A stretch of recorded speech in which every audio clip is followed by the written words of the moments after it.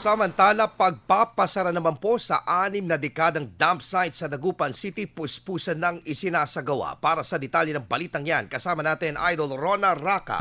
104.7 IFM Report.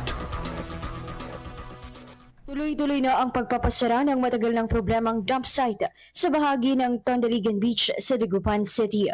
Ayon sa City Environment and Natural Resources o CENRO Officer sa naganap na pulong, kailangan umano ang tuloy-tuloy na mga proyekto sa lugar upang matugunan ang 60 taon ng problemang sa basura.